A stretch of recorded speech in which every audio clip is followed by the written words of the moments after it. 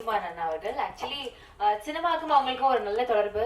அன்னையில இருந்து இன்னைக்கு வரைக்கும் ஒரு நல்ல ஒரு பற்று இருந்துகிட்டே இருக்கு. நிறைய படங்கள் பாப்பீங்க அப்படின்னு நாங்க கேள்விப்பட்டோம், நிறைய டிஸ்கஸ் பண்றீங்க. இந்த படத்தை பார்த்துட்டுமே அவர் வந்து ரொம்ப பாராட்டினாரு அப்படின்ற மாதிரிலாம் நாங்க கேள்விப்பட்டோம். ஸோ நீங்க அதை பத்தி ஷேர் பண்ணீங்கன்னா.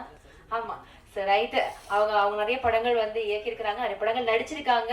இன்ஃபேக்ட் அவருடைய நடிப்புக்கு வந்து நானுமே ஒரு ஃபேன் தான் கண்டிப்பா. So thank you so much sir. ஒரு சில வார்த்தைகள் உங்ககிட்ட.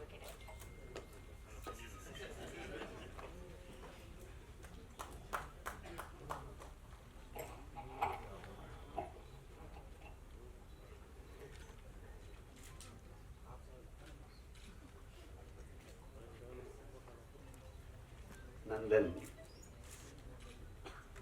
பாட்டு வெளியீட்டு விழாவிற்கு வருகை தந்திருக்கிற என் உயிர்க்கினிய உறவுகள், பெரிதும் நான் போற்றுகிற மதிக்கிற ஊடகவியலாளர்கள், இங்கே அமர்ந்திருக்கிற என் அன்பிற்கினியவர்கள் அனைவருக்கும் என்னுடைய அன்பும் வணக்கமும். நந்தன் பாட்டு வெளியீட்டு விழா என்று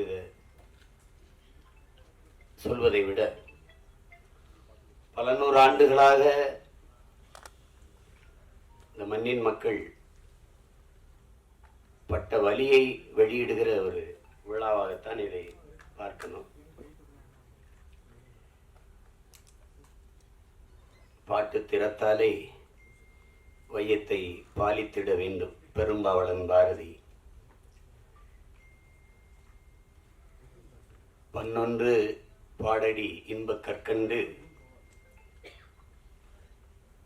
பரிமாறு துயர் தீரும் இது நல்ல தொண்டு என்று பாவேந்தன் பாரதிதாசன். பாடும் பணியே பணியாய் அருள் தேடும் என்று சுந்தர அனுபூதி. இசை வடிவாய் நின்ற நாகியே என்று அபிராமிப்பட்டர். இவர்களெல்லாம் பாடி இந்த இசையால் உலகத்தின் எல்லா துயரங்களையும் போக்க முடியும், அளப்பரிய இன்பத்தை அடைய முடியும். இசையால் இறைவனையே மயக்க முடியும், இறைவனையே காண முடியும் என்று எண்ணற்ற பெருமக்கள் தங்கள் பாக்களால் நிரூபித்திருக்கிறார்கள். ஆனால் இந்த இசை, நந்தன் வெளியிடுகிற இசை, இறைவனை காண அல்ல, ஒரு நல்ல மனிதனை காண்பதற்கு, மானுடமுள்ள ஒரு மனிதனை காண்பதற்கு அவன் வெளியிடுகிற இசை. ஒளியை அடிப்படையாக வைத்து உருவாவதுதான் இசை. செவி வழியே சென்று இதயத்தை தடவி கேட்கும் உயிர்களை எல்லாம் மயக்கி தன்வயப்படுத்துகிற ஒளியே இசை, அந்த ஓசையே இசை. ஆனால் நந்தன் வெளியிடுகிற இசை இதயத்தை தடவப் போவதில்லை, அது தட்டும், பேரளவில் அது தாக்கும். அதுதான் நந்தனுடைய இசை. காரணம், அந்த இசையை மீட்டுகிற வீணை அதன் நரம்புகள் கம்பிகளால் ஆனவை அல்ல, இரத்தமும் சதையும் உள்ள மானுடனின் நரம்பினால் பின்னப்பட்டவை. செத்துப்போன மாட்டின் தோளிலிருந்து எடுத்து செய்யப்பட்ட பறையின் இசை அல்ல, உயிரோடு இருக்கிற மனிதனின் தோலை உரித்து உருவாக்கப்பட்ட பறையின் இசை. இது நாம் ஆடுவதற்கல்ல, அதிர்வதற்கு எழுப்பப்படுகிற இசை நந்தனின் இசை. நாம் கேட்டு சிலிப்பதற்கல்ல, சிந்திப்பதற்கு, நாம் ரசிப்பதற்கல்ல இந்த இசை, ஆழ்ந்து யோசிப்பதற்கு எழுப்பப்படுகிற இசைதான் என் தம்பி ரா சரவணன் உருவாக்கி இருக்கிற நந்தனின் இசை. அந்த இசையின் நாயகன் என் அன்பு இளவல் சிப்ரான் அவர்களுக்கும், என்னுடைய அன்பிற்கினிய கவிஞர் ரவி அவர்களுக்கும் என்னுடைய பாராட்டுக்கள். இங்கே படத்தை பார்த்தவர்களோட படத்தை பற்றி சொல்ல தயங்குகிறார்கள். என் தம்பி சரவணன்ட்ட கேட்டேன், கதை தெரிஞ்சிருமோ அப்படின்னு. கதை தெரிஞ்சாதான் படம் பார்க்கவே வருவாங்க. அது ஏதோ அதுல படத்துல மறைவுகள், அதில் பேசுறதுல கூட மறைச்சு மறைச்சு பேசுறாங்க. அது நீங்க போய் பாருங்க, நீங்க போய் பாருங்க அப்படின்னு சொன்னாதான் பார்க்க வருவாங்க அவங்க. ஒரு சில படைப்புகள் தான் திரையரங்கை விட்டு வெளியில போன பிறகு அந்த கதையும் கதைக்களமும் கதா மாந்தர்களும் நம் பின்னாடியே வருவார்கள். நம் கூடவே பல நாட்கள் இருப்பார்கள். நம் கண்ணை விட்டு நம் உணர்வை விட்டு அகல மறுப்பார்கள். அப்படிப்பட்ட ஒரு தாக்கத்தை ஏற்படுத்திய படைப்பு தான் என்னுடைய தம்பி ரா சரவணன் அவர்களுடைய படைப்பு நந்தன். பல நூறு ஆண்டுகளாக இந்த இனம் தூக்கி சுமந்து வருகிற வழியை திரை மொழியில் பதிவு செய்யப்பட்டிருக்கு. நந்தனை எரிக்கும் போது நந்தன் எப்படி கதறி அழுதிருப்பானோ அந்த கதறல் தான், அந்த கதறல்களின் சில சிதறல்கள் தான் இந்த திரைக்காவியம். இது இங்கே தம்பி சசி அவர்கள் சொல்லும்போது இது ஆகச் சிறந்த ஒரு பதிப்பு. அது டப்புன்னு இந்த படத்தை பார்த்து இப்படி மறந்துட்டு கடந்தெல்லாம் போக முடியாது. அவ்வளவு பெரிய ஒரு பதிப்பு. அது ஒவ்வொரு காட்சிகளும் அவ்வளவு கவனமாக பதியப்பட்டிருக்கு. இப்படிதான் நான் பார்க்கிறேன். இங்கே பல நாட்கள் பார்க்கணும்னு அதை என் தம்பி சரவணன் வலியுறுத்தி நேரம் இல்லாமையால் ரொம்ப நேரம் நெருக்கடிகளில் பார்த்தும் கூட அந்த படம் எவ்வளவு வேலைப்படுவதும் என்னை விட்டு நீங்காத அந்த காட்சிகள் என்னை அழித்து கொண்டிருக்கிறது. அவ்வளவு பெரிய தாக்கத்தை அந்த படம் தந்திருக்கு. இதுல படத்தின் மாந்தர்கள் குறிப்பா என்னுடைய தம்பி சசி, அவன் நடித்த அயோத்தி படத்தை பார்த்து நான் பாராட்டினேன். என்னுடைய அருமை சகோதரர் ட்ரைடன் தியேட்டர் அந்த ரவிதான் தயாரித்திருந்தார். அது ஒரு சிறந்த படம். ஆனால் என் தம்பி சசியாவே இருப்பான். அதில் அது கதாபாத்திரம் அவனை நகர்த்தான். ஆனால் இந்த கதையில், இந்த படத்தில் முதல் பதிவிலிருந்து சசியை நீங்க மறந்து விடுவீர்கள். சசி என்ற ஒரு நடிகன் நீங்கள் இதுவரை திரையில் பார்த்த அந்த கலைஞன் இல்லை. உண்மையிலே அது கூடுப்பானையாகவே வாழ்ந்திருப்பான். அப்படி ஒரு உடல் மொழி, அவனுடைய உரையாடல் உச்சரிப்பு அவ்வளவு அருமையான ஒரு வெளிப்பாடு. அதை எவ்வளவு பாராட்டினாலும் தகும். அதற்கு பிறகு அது புதிய அறிமுகமாக இருக்கிற சுருதி அவர்களினுடைய கதாபாத்திரம், அதனுடைய பங்களிப்பு, புதியவர் என்று யாரும் சொல்ல முடியாது திரையிலே. என்னுடைய தம்பி சமுத்திரக்கனி படத்தில் சிறிய நேரம் வந்தாலும் அதுதான் அது. இந்த சமூகம் ஒரு மானுடனை எப்படி பார்க்கணும், சக மனிதனை அப்படிங்கிறத அந்த கதாபாத்திரம் சொல்லுது. ரொம்ப ஆழமான கதாபாத்திரம். இந்த மொத்த திரைக்கதையை தூக்கி நிறுத்துற ஒரு ஒரு ஒரு ஒரு ஒரு கதாபாத்திரம் இருக்கு. அதை நடிச்சிருக்கிறதும் என் தம்பி பாலாஜி சக்திவேல். நானும் என் தம்பி சசியும் பேசிட்டு இருக்கும்போது பாலாஜி என்னடா அப்படி நடிச்சிருக்கான் அப்படின்னு. அவன் கதாபாத்திரம் மட்டும் மொத்த படத்தையும் தாங்கி நிற்று ஒரே தூண்ல ஒரு பெரிய கட்டடத்தை தாங்கி நின்னா அப்படியோ அப்படி நிற்கிது அந்த கதாபாத்திரம். அவ்வளவு சிறப்பா அது செஞ்சிருக்காங்க. அது சும்மா சொல்ல முடியாது. தம்பி ஜிப்ரான் அவர்களுடைய இசை, தம்பி சமுத்திரக்கனி குறிப்பிட்டது மாதிரி ஒரு அழகான நிறைய பூக்களை வச்சு கோர்க்கிற போது ஒரு நார் தான் அதை தாங்கியிருக்கும். அது மாதிரி நிறைய காட்சிகள் அவருடைய இசையால் அப்படி அது அந்த அந்த தாக்கத்தை மிக அருமையா பின்னணி இசையில் அவ்வளவு அருமையா செஞ்சிருக்காரு. அதை ரொம்ப யோசிச்சுதான் முடிவெடுத்திருக்காங்க. ஜிப்ரான் தான் அது. ஏன்னா பின்னணி இசையில் ஒரு படத்தை தூக்கி நிறுத்துகிற ஆற்றல் ரொம்ப அரிதினும் அரிது. அது உலகத்திலே ஆக சிறந்த ஒரு இசை மேதை உண்டென்றால் அதற்கு நம்முடைய அப்பா இளையராஜா அவர்கள் தான். இன்னைக்கு அவருக்கு அடுத்து நிறைய இளவல்கள் வந்துட்டாங்க. இந்த மாதிரி அதை திரைக்கதையை இசையால் தூக்கி சுமந்து போற ஒரு ஆற்றல் மிக்க இளைஞன் தம்பி ஜிப்ரான் அவர்கள். அவருடைய படைப்பு, ஒளிப்பதிவாளர் சரண், கலை இயக்குநர்கள் எல்லாம் சிறப்பாக செய்திருக்கிறார். ஒரு அந்த புதிதாக நடிச்சிருக்கிறார் இப்ப இருக்கிறாங்க நிலா சுதாகர் அவங்க எல்லாம் தொழில்முறை நடிகர்கள் இல்லை. ஊர்ல இருக்கிறவங்க ஒருத்தர் கூட ஒரு தவறா ஒரு எப்படி சொல்றது முகபாவத்தை தந்திருக்க மாட்டாங்க. எல்லாம் உரிய அளவுல பிரமிச்சிருவீங்க நீங்க. இந்த மாதிரி நேர்த்தியான படங்கள் ரொம்ப நாளாச்சு. நம்முடைய வணக்கத்திற்குரிய ஐயா மகேந்திரன், என்னுடைய அப்பா பால்மேந்திரா, அப்பா பாரதி ராஜா, இவருடைய படங்கள்ல தான் அவ்வளவு பெரிய நேர்த்தி இருந்தது, அவ்வளவு ஒரு தாக்கம் இருந்தது. ஆனால் சில படங்கள் பொழுதை போக்கும். அதுக்கு வரியே நம்ம கேளிக்கை வரின்னு தான் விதிக்கிறோம். அது பொழுது போக்கும். ஏதாவது ஒரு அரிதிலும் அரிதான படங்கள் தான் பொழுதை நல்ல பொழுதா ஆக்கும். இது ஆக சிறந்த பொழுதாக அந்த 2 மணி நேரம் 5 நிமிடத்தை சிறந்த பொழுதாக ஆக்குகிற ஒரு திரைக்காவியம் தான் நந்தன். அது வந்து என் தம்பி இதுக்கு முன்னாடி கத்துக்குட்டி இந்த உடன்பிறப்புலாம் எடுத்திருந்தாலும் கூட இந்த 3வது பதிப்பு மிக முத்தான பதிப்பு அப்படிதான் நான் பார்க்குறேன். அது திரையரங்கு படம் முடிச்சுட்டு நாங்கள் ரொம்ப அவசரமாக போனாலும் நான் போகவே இல்லை. என்னுடைய மனைவி எல்லாம் அந்த கடைசி காட்சியிலேருந்து திரும்பிக்கிட்டு அழுதுகிட்டு இருந்தாங்க. அது அவ்வளவு நெகிழ்ச்சியாக இருந்தது. அது அவங்களுக்கு இவங்கெல்லாம் சொல்ல பயப்படுவாங்க கதையை. நான் சொல்கிற கதை வந்து மிக ஆழமான கதை. தமிழ்நிலத்தில் மட்டும் இல்லை, இந்திய பெருநிலம் முழுமைக்கும் இன்றும் நம்மோடு இருக்கிற சக மனிதர்கள், நம்மை போல எலும்பு நரம்பு ரத்தம் சதை பசி உறக்கம் கனவு கண்ணீர் கொண்ட சக மனிதர்கள் எவ்வளவு தூரம் இந்த மண்ணிலே நசுக்கப்படுகிறார்கள், ஒடுக்கப்படுகிறார்கள், ஒதுக்கப்படுகிறார்கள் என்பதை உணர்த்துகிற ஒரு ஒப்பற்ற திரை காவியம்தான் இந்த நந்தன். நாட்டின் இன்னைக்கு பொருளாதார அடிப்படையில் இடஒதுக்கீடை நாம் பேசுகிறோம், நாம் வரவேற்கிறோம். ஆனால் இடஒதுக்கீடு ஏன் கொண்டு வரப்பட்டது அப்படிங்கிறத நீங்கள் அறிவார்ந்த என் உறவுகள் நீங்கள் சிந்திச்சு பார்க்கணும். சீமான் இந்த தெருவில் போகக்கூடாது என்பது ஏழை என்பதற்காக அல்ல. என் உடன் பிறந்தவர்களே, இந்த கோயிலில் நான் நுழையக்கூடாது என்பது நான் ஏழை என்பதற்காக அல்ல. இந்த குளத்தில் நான் குளிக்கக்கூடாது என்பது நான் ஏழை என்பதற்காக அல்ல.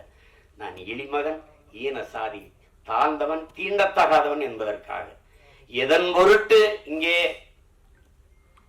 எனக்கு கல்வி, வேலை வாய்ப்பு, அரசியல் அதிகாரம் மறுக்கப்பட்டதோ அதன் பொருட்டே அது கொடுக்கப்பட வேண்டும் என்பதற்காக உருவாக்கப்பட்ட ஒன்றுதான் வகுப்பு வாரி பிரதிநிதித்துவம். அதை நீங்க புரிஞ்சுக்கணும். ஏழை சீமான் நாளை அதானி அம்பானி ஆகிவிடலாம், பொருளாதார அளவுகோல் மாறிவிடும். ஆனால் இன்றைக்கு இழிமகன் சீமான் எந்த உயரத்திற்கு போனாலும் என் மீது சுமத்தப்பட்ட சாதிய இழிவு போக மறுக்கிறது. அதற்கு சான்று சீமான் அல்ல, இந்த நாட்டின் முதல் குடிமகன் president of India Ramnath Kovind கோயிலுக்கு வெளியே ஒரு மரத்து நிழல்லே குடும்பத்தோட யாகம் வளர்த்து கும்பிட்டு போனது இன்னும் இருக்கு. வரலாற்று நிகழ்கால நிஜம். நாட்டின் முதல் குடிமகன் Droupadi Murmu president of India, நாட்டின் பிரதம அமைச்சர் மாண்புமிகு ஐயா நரேந்திர மோடி ஒரு நாற்காலியிலே, ஐயா அத்வானி ஒரு நாற்காலியிலே அவர் வீட்டு வாசலில் அமர்ந்து பேசுகிறார்கள். அந்த அருமை பெருமகள் அந்த ஓரத்திலே கைகட்டி நின்று கொண்டிருக்கிறார். Citizen of president of India. இந்த நாட்டில் பெண்ணிய உரிமை பேசுகிறோம், பெண்களுக்கு இடஒதுக்கீடு பேசுகிறோம், சமத்துவம் பேசுகிறோம், சகோதரத்துவம் பேசுகிறோம், ஜனநாயகம் பேசுகிறோம். நாட்டின் முதல் குடிமகள், இந்திய நாட்டின் பிரதமர், இந்திய நாட்டின் பிரசிடென்ட் ஆஃப் இந்தியாவுக்கு அந்த நிலைமை என்றால் சாதாரண ஊராட்சி மன்ற பிரசிடென்ட் தலைவருக்கு என்ன நிலைமை இருக்கும் என்று என் அரும் தம்பி தங்கைகள், என் உடன் பிறந்தார்கள் சிந்திச்சு பாருங்க. இன்றைக்கும் கொடியேற்ற முடியாது. இங்கே எத்தனையோ மாமன்றங்களில் மாநகர மாமன்ற உறுப்பினர்கள் இருக்கிற அவையிலே தாழ்த்தப்பட்டவர்கள் இருப்பதற்கு இருக்கை போடப்படவில்லை என்பது இன்றும் நிகழ்கிறது. உயர் சாதிக்காரன் சுடுகாட்டு வழியே தாழ்ந்தவன் ஒருவன் இறந்து போனால் அவன் பிணத்தை எடுத்துட்டு போக முடியாது. எங்கோ அல்ல, நாகப்பட்டினத்தில் நிகழ்ந்தது. கோயிலுக்குள் நுழைய முடியாது, திறந்து போய் கும்பிடுறா என்று சொல்ல ஒருத்தனும் இல்ல, பூட்டை போட்டு சாவி எடுத்துட்டு வர ஆள் இருக்கு. ஏன் சிவனே நந்தனார் சரித்திரத்திலே 63 நாயன்மார்களில் ஒருவன் பறையன். அவன் சிவன் பக்தன், எவனுக்கும் சற்றும் குறைவில்லாத பக்தன் நந்தன். எத்தனை 100 ஆண்டுகளாக அந்த வழி துரத்துகிறது. இன்றும் பல நந்தன்கள், பல ஆயிரம் நந்தன்கள். நந்தன் வெளியிலே 63 நாயன்மார்களில் ஒருவன் சிவன் கோயிலுக்கு வெளியிலே சிவனை வழிபட தவிக்கிறான். எல்லோரும் உள்ளே. நந்தி அங்கே நிற்கிறது, சிவனை வழிபட மறைக்கிறது. நந்தனுக்கு சிவன் தெரியாமல் நந்தி மறைக்கிறது. அதை பார்த்த சிவன் நந்தியை நகர்த்தி வைத்தான் என்பது வரலாறு கதை. அப்போது என்ன கேட்க தோன்றும்? எந்த ஒரு மானுடனுக்கும் ஒரு கேள்வி எழும் இல்லையா? நந்தியை நகர்த்தி வைத்த சிவன் நந்தா உள்ளவாடா என்று ஏன் கூப்பிடல? இந்த கேள்வி எழுமா இயலாதா? அப்ப இறைவனுக்கும் தீண்டாமை இருந்ததா? நீனும் சாதிய பாகுபாடு பார்த்தாயா? பாருங்க, இந்த கேள்விதான் படம், நந்தன் படம். சாதிய இழிவை துடைத்தெறிய போராடாமல் இருப்பதை விட செத்து ஒழிவதே மேலானது. அண்ணல் அம்பேத்கர் இந்த வார்த்தையில வலி இருக்குதா? அதை உணர முடியுதா? என்னைக்காவது என் உடன் பிறந்தவர்களை நீங்கள் இருந்து சாப்பிட்டு எழுந்த இடத்தை தண்ணீர் விட்டு கழுவியதை நீங்கள் பார்த்தது உண்டா? இந்த தெருவிலே நீ நடக்கக்கூடாது, இந்த கோயிலுக்குள் வரக்கூடாது என்று சொன்னதை நீங்கள் கேட்டதுண்டா? தோல் மேலே கையை போட்டு நீங்கள் என்ன சாதி என்று தெரிந்து கொள்வதற்கு நீங்கள் என்ன ஆளுக என்று கேட்டதை நீங்க என்னைக்காவது அந்த வழியை உணர்ந்து இருக்கிறீர்களா? உங்களை அழைத்து கொண்டு போய் உங்கள் அப்பா பேர் என்ன, உங்க ஊர் என்ன, உங்க அப்பா என்ன வேலை பார்க்கிறார், எந்த தெருவில் வாழ்கிறீர்கள், எதற்கு, நீ என்ன சாதி என்று கண்டறிவதற்கு இந்த வழியெல்லாம் நீங்க அனுபவித்தது உண்டா? இந்த குளத்தில் நீங்க குளிக்க கூடாது என்று சொல்லுதுண்டா? தண்ணீரை வாய் வைத்து குடிக்க கூடாது, அண்ணாக்கத்தான், அது சுகாதாரம். இன்னைக்கு அண்ணாக்கு எல்லாரும் குடிக்கிறாது வேறு. இரட்டை குவளை முறை அதெல்லாம் பார்த்தது உண்டா? நீங்க ஒவ்வொரு சாதிக்கும் ஒரு முடிதிருத்துகிறவர்கள் உண்டு, பார்த்து உண்டுதா? சலவை தொழிலாளி இந்த சாதிக்கு விழுக்கிறவர் தனி. இந்த குளத்தில் தான் குளிக்கணும், மாறி குளிச்சனா குளம் விழும். இதெல்லாம் எங்க இருக்குன்னு நினைக்காது, இன்னும் இங்க இருக்கு, இன்னும் இருக்கு. எத்தனை ஊராட்சி மன்ற தலைவர்கள் இந்திய நாட்டின் விடுதலை கொடியை ஏற்ற முடியாமல், கொடி விடுதலை கொடி, ஆனால் அவன் பெற்று இருக்கிறானா? சத்துணவு ஆயா தாழ்த்தப்பட்ட மகள், அவள் சமைத்து போட்டதை சாப்பிட மாட்டோம் என்று எத்தனை பிள்ளைகள் சாப்பிடாமல் போனது இல்லையா? அரசு சாப்பிட வைக்கிறதுக்கு என்ன முயற்சி? அவளை பணியிட மாற்றியதான் இன்றும் இங்க நிகழ்கிறது. உடன் பிறந்தவர்களே, நாகப்பட்டினத்துல சுடுகாட்டு வழி எடுத்துட்டு போக முடியல, சுடுகாட்டு வழியே. ஆனால் மாவட்ட ஆட்சியர் எங்க போனார்? நீங்க எடுத்துட்டு போங்க, நான் பாப்போம்னு சொல்லல, மாற்று வழிதாரம் அங்க கொண்டு போச்சுக்கிறீங்க. இதுதான் நீங்க இன்னும் இருக்கிற நிலைமை. அப்ப அதிகாரத்துக்கிட்டே தீண்டாம இருக்கு, பாகுபாடு இருக்கு. அடித்தட்டு மக்கள் என்ன செய்ய முடியும்? அது இன்னும் அந்த நந்தனை எரித்த தீ இன்னும் எரிந்து கொண்டுதான் இருக்கிறது. அததான் இந்த படம் வலியுறுத்துது. நீங்க சாதியை ஏற்றதாள்களை வைத்துக் கொண்டு சமூக முன்னேற்றம் மேம்பாடு என்று பேசுவது மரக்குழியின் மேலே நீங்கள் போடுகிற மல்லிய பந்தலுக்கு சமம்ங்கிறாரு இந்த அம்பேத்கர். அதான் இங்க நடக்குது, இன்னும் நடக்குது. ஆனா நம்ம சகோதரத்துவம் பேசுவோம், சமத்துவம் பேசுவோம். இந்திய அரசியல் அமைப்பு சட்டம் கொடுத்தது தமிழ்நாட்டுக்குள்ள 42 தொகுதி ஆதி குடிகளுக்கு, 2 தொகுதி பழங்குடி. ஆனால் அரசியல் அமைப்பு தந்ததை தவிர இந்த கட்சிகள் கொடுத்தது எத்தனை? ஒண்ணு கிடையாது. அந்த முறை மட்டும் இல்லை என்றால் ஒருவன் கூட ஒரு சீட்டு கொடுத்துருக்க. இந்த காலத்திலையும் பொது தொகுதிக்கு நிறுத்துறதுக்கு, பொது தொகுதிக்கு ஆசைப்படக்கூடாதுன்னு சொல்றதெல்லாம் இருக்கத்தானே செய்யுது. மொத்தமா வச்சு செதுக்கி தள்ளிட்டான் 2 மணி நேரம் 5 நிமிஷத்துல மொத்தமா. அதாவது ஒரு பெரிய பெரிய அரசியல் பொது மேடைகளை பேச தயங்குறதை திரைமொழியில் மொழிபெயர்த்ததுக்காகவாது என் தம்பி சரவணன் போற்றத்தக்கவன், பாராட்டப்படத்தக்கவன். யாரும் இந்த படத்தை தயாரிக்க மாட்டாங்கன்னு அவனுக்கு தெரியும். இந்த கதையை சொன்னா ஏத்துக்க மாட்டான், பயப்படுவான். ஆனால் பயப்படாம துணிஞ்சு அவன் என்ன பெரிய கோடீஸ்வரனா, பிச்சை எடுத்து அங்க 1000 வாங்கியிருப்பான், இங்க 2000 வாங்கியிருப்பான், இங்க 1 லட்சம் வாங்கியிருப்பான், 50,000 இருப்பான். அதை சேர்த்து வச்சு குருவி சேர்த்த மாதிரி வச்சு இந்த படத்தை எடுத்துட்டான். அந்த படத்தை எவ்வளவு திறமை இருந்தாலும் வாய்ப்பில்லை என்றால் அது வெளிப்படாது. ஆனால் இவ்வளவு ஒரு அற்புத திரைப்படத்தை கொண்டு போய் சேர்க்கிறேன்னு துணிந்து வந்த இந்த மகன் ரவி, ட்ரேடன் ஆர்ட்ஸ் ரவி, எவ்வளவு நாளும் பாராட்டு. நெருக்கடியான நேரம் தான். நட்புக்காக என் தம்பி சமுத்திரகனி எல்லாம் அவன் 3 நாள் தேதி வாங்கினா, ஆனா ஒரே நாள்ல நடிக்க வச்சு மொத்த காட்சி எடுத்துட்டு அனுப்பியிருக்கான். இப்ப நான் நேற்று ராத்திரி இரவுல இறங்கி இப்ப போகணும், திருப்பி உடனே போய் இரவுல எனக்கு மதுரையில பொதுக்கூட்டம், திருப்பி போனாலும் என் தம்பிகள் மேல நான் வச்சிருக்க பேரன்பு. ஒரு தம்பி படம் எடுத்தாலே வருவேன், எல்லா தம்பியும் சேர்ந்து எடுத்திருக்கான். படத்தை சொதப்பி வச்சா போடான்னு திட்டிட்டு போவேன். நல்லா வேற எடுத்திருக்கான், ரொம்ப நல்லா வேற எடுத்திருக்கான். அவன் கூட்டி வரல சரவணன், படம் என்னை அழைத்து வந்திருக்கு, நீ பேசு, படத்தை பற்றி பேசு. எல்லாரும் அற்புத பங்களிப்பு. ஒழிப்பதெல்லாம் சின்ன சின்ன பசங்களா இருக்கிறாங்க. திறம்பட்ட ஆளுமை எல்லாருமே வெளிப்படுத்திருக்காங்க. அதுல குறிப்பா நான் பொறாமைப்பட்டது ஒன்று இருக்கு. என் தம்பி சமுத்திரகனியின் கதாபாத்திரம், அந்த காட்சி அவன் நடிச்சது ஒரு நாள் எனக்கு கொடுத்துட கூடாதாடா அப்படின்னு சரவண திட்ட சசிகிட்ட கூட சொல்லிட்டேன். அந்த கதாபாத்திரத்தை என்ன நடிக்க வச்சிருக்கலாம்லடா, ஏன்னா நான் தான் அவன். என்னுடைய கதாபாத்திரம் தான் கனி நடிச்சிருக்கான், அருமையா நடிச்சிருக்கான். அவன் அப்பப்ப அப்படி எங்கேயாவது அவன் புறம் நான் எனக்கு ரொம்ப பொழுதுனா விஜய் சூப்பர் தான் பார்ப்பேன். என் மகன்கிட்ட வீட்டு திரை போடலாம்னா, அப்ப தெலுங்கு டப்பிங் படத்துக்குலாம் எதுக்குப்பா வீட்டு திரைன்னு கேட்கிறான்.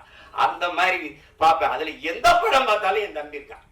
மகேஷ் பாவோட நடிக்கிறான், ரவி தேஜாவோட சண்டைய போடுறான், அங்க பாக்குற எல்லாரோட இருக்கான். நான் சொன்னேன், சசிய எப்போ எந்த படத்துலயும் இருக்கான் அவன். அவங்க கேமரா இல்லாம கூட போனாலும் போவாங்க, பிறகு தம்பி கனி இல்லாம படப்பிடிக்க போக மாட்டாங்க. அந்த நேரத்திலையும் பார்த்து இப்ப சொல்லிட்டு இருப்பான், காலையில 6 மணிக்கு வந்து தூங்காம குளிச்சுட்டு வந்துருக்கான், அந்த தூங்கிக்கிறவா கொஞ்ச நேரம் கேட்கிறான். இப்ப திருப்பி அவன் தேனிக்கு போகணும், நான் மதுரைக்கு போகணும். அந்த ஓட்டங்களுக்கு இடையில ஒரு கொஞ்ச நேரம் நில்லுங்கடான்னு இந்த படம் நிறுத்தி வச்சிருக்குன்னா அது காரணம் அந்த படத்தில் இருக்கிற ஆட்டம் தான். நான் சும்மா சொல்ல, நல்லா இருக்குன்னா நல்லா இருக்கு, நல்லா இல்லைன்னா அப்புறம் போயிட்டு பேசிட்டா என் தம்பி பொண்ணு பார்க்க போன கதை தான் சொல்லுவாங்கல்ல, நான் போயிட்டு வரட்டா அப்படின்னு. நீங்க இது எவ்வளவு காலத்துல இருந்து இருக்குது பாருங்க. இன்னைக்கு நேற்று நம்மளை தொடரல. பிறப்பு ஒக்கும் எல்லா உயிருக்கும் என்று பாட வேண்டிய தேவை ஏன் வள்ளுவ பெருமானாருக்கு வந்தது? பகுத்துண்டு பல் உயிர்கள் ஓம்புக என்று ஏன் சொல்ல வேண்டிய அவசியம் இருந்தது? சாதி இரண்டொழிய வேறில்லை சாற்றுங்கால் நீதி வழிவா நெறிமுறையில் மேதினியில் இட்டோர் பெரியார் இடாதார் இழிகுலத்தோர் பட்டாங்கில் உள்ளபடி என்று பாட வேண்டிய அவை பெருமாட்டிக்கு ஏன் வந்தது? பரட்சியாவதேதடா பணத்தியாதேவதா இறைச்சி தோல் எலும்பிலே இலக்கமிட்டு இருக்குது என்று பாட வேண்டிய சித்தர் சிவாக்கிற்கு ஏன் வந்தது? எதுக்கு வருது? யாரு மேல கீழினாலும் ரத்தம் ஒண்ணுதான், ஆக மொத்தம் நீ நானும் 10 மாதம் தான். தாத்தா பட்டுக்கோட்டைக்கு ஏன் வந்தது? சாதிகள் இல்லையடி பாப்பா குல தாழ்ச்சி உயர்ச்சி சொல்லல் பாவம் நீதி உயர்ந்த மதிகல்வி அன்பு நிறைய உடையோர் மேலங்கிறான். யாரு? பாரதி. என்ன எல்லாம் கேட்பான், பாட்டன் பாரதிங்கிற. அப்படி சீமானுக்கு எப்படி பாரதி பாட்டன் ஆயிட்டா அப்படின்னு. இப்ப வெறிவர் மலையா பெரியாரது எல்லாருக்கும் தந்தையா இருக்கும்போது பாரதி எனக்கு பாட்டனா இருக்குல்ல, என்ன உங்களுக்கு பிரச்சனை? என்ன பிரச்சனை? சோனியா காந்தி அன்னையா இருக்கும்போது பாரதி எனக்கு பாட்டனாவும் ஊவேசா எனக்கு தாத்தாவா இருக்குல்ல, என்ன பிரச்சனை? சாதிகள் இல்லையடி பாப்பா என்று பாடியவனை பாப்பான் என்று சொல்லி கொடுத்தவன் எப்படி ஆழ்ந்து போங்க, வலிக்கும், இறங்குங்க. நான் இப்படித்தான் என் வீட்டு வாலி விழுந்துருச்சுன்னு தான் கிணத்துக்குள்ள குதிச்சேன். மூழ்கி போகும்போது என் பரம்பரையே உள்ள கிடக்குன்னு தெரிஞ்சு முதல்ல என் வாலி எடுக்கத்தான் இறங்கினேன் நான் கிணத்துக்குள்ள. உலங்க பாருங்க, இருட்டறையில் உள்ளதா உலகம் சாதி இருக்கின்றதன்பானம் இருக்கின்றான என்றான் புரட்சி பாவலன். பாருங்க, தமிழுக்கும் அமுது என்று பேர் அந்த தமிழ் இன்பத்தமிழ் எங்கள் உயிருக்கு நேர்ந்து பாடிய பாரதிதாசன் புரட்சி பாவலன். தமிழ் வளர்த்தல் ஒன்று, சாதி ஒழித்தால் மற்றொன்று என்று பாடல. சாதி ஒழித்தால் ஒன்று, நல்ல தமிழ் வளர்த்தல் மற்றொன்று. நான் முதல்ல ஒழிக்கணும்டா சாதி என்ன.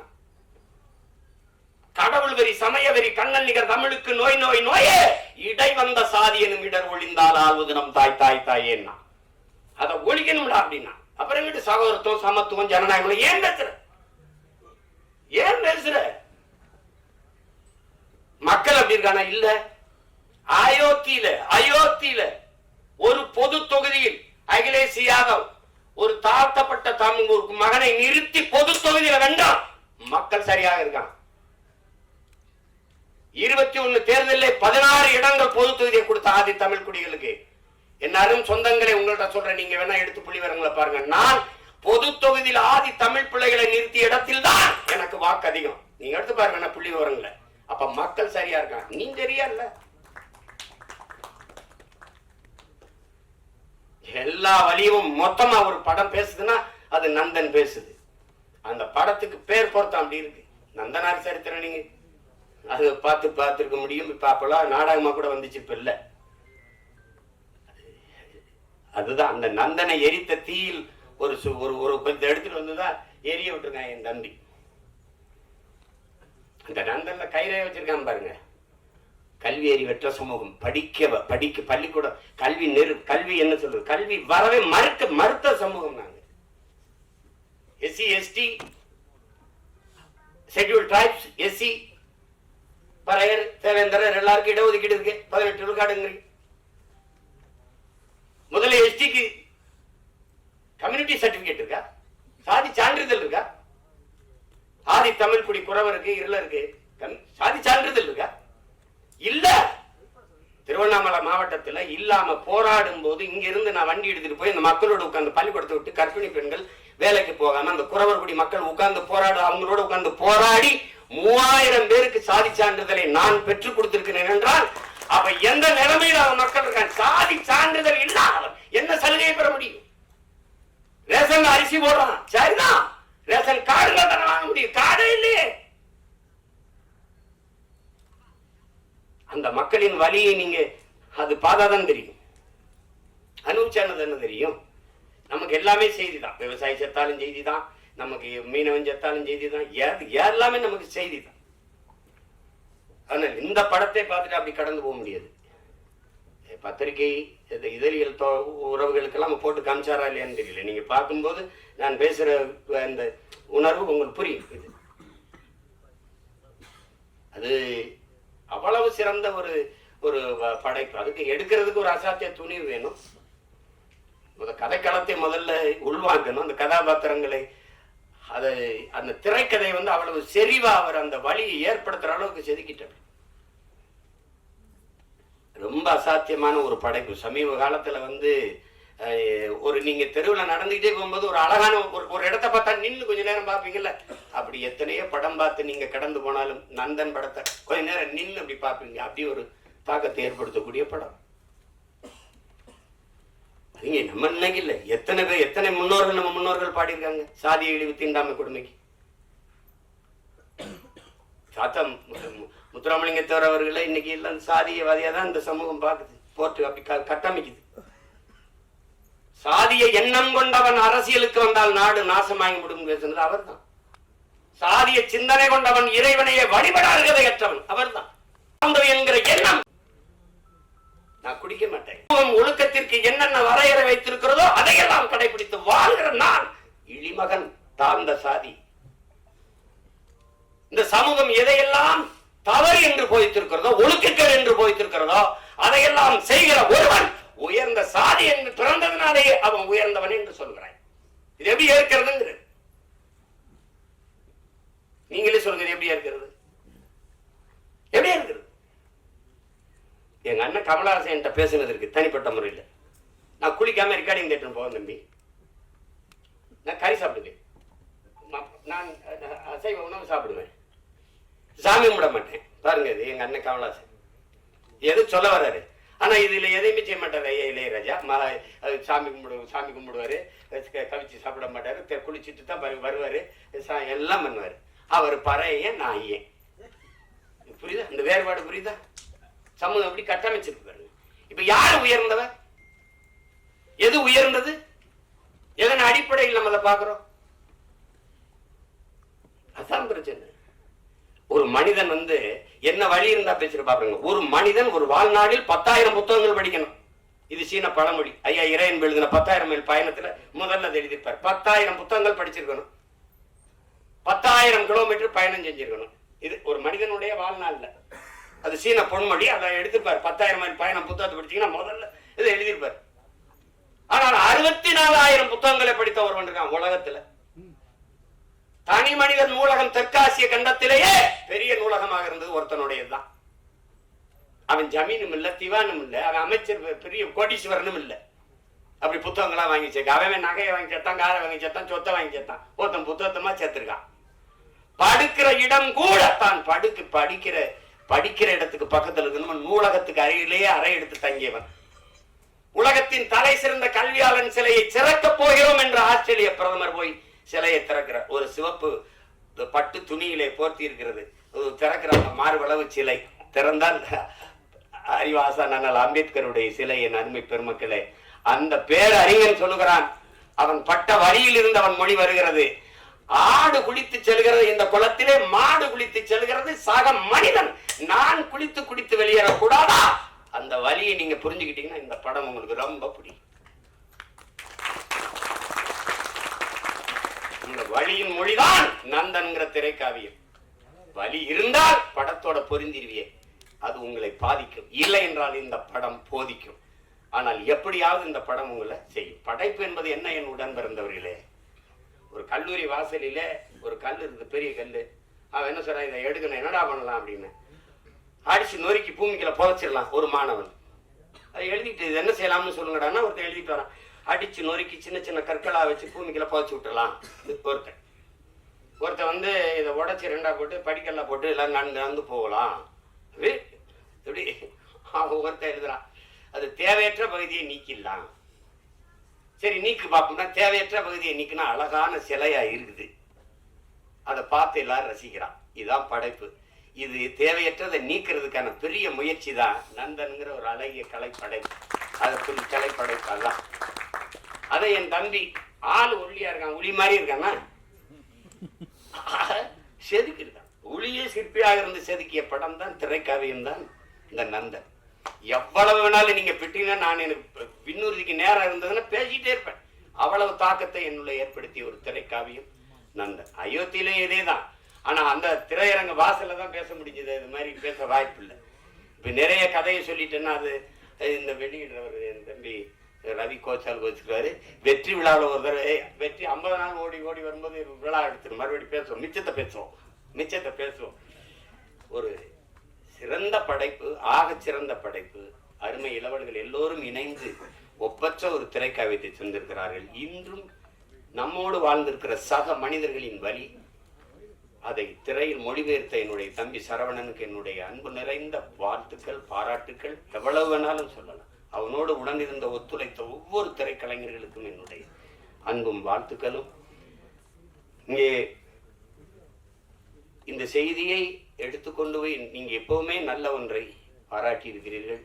இது ஒரு சிறந்த படைப்பு, கொண்டு போய் சேர்த்து இந்த படத்தை வெற்றி பெற செய்யுங்கள். எளிய கலைஞர்கள், இளைய கலைஞர்கள் சேர்ந்து உருவாக்கிய ஈடு இணையற்ற ஒரு திரைக்காவியம். இது வெற்றியடையட்டும். இன்னும் பல சிறந்த திரைப்படங்கள் நமக்கு உருவாகட்டும். அது இது இது இது ஒரு புரட்சி என்பது புரட்சி. பகத்சிங்கிட்ட போய் புரட்சினா என்ன? புரட்சி என்பது ரத்தம் சிந்தும் வன்முறையாத்தான் இருக்க வேண்டும் என்பது அல்ல. அது துப்பாக்கி தோட்டாக்களை தொழுவதும் அல்ல. அப்ப எதுதான் பகத்சிங் புரட்சி?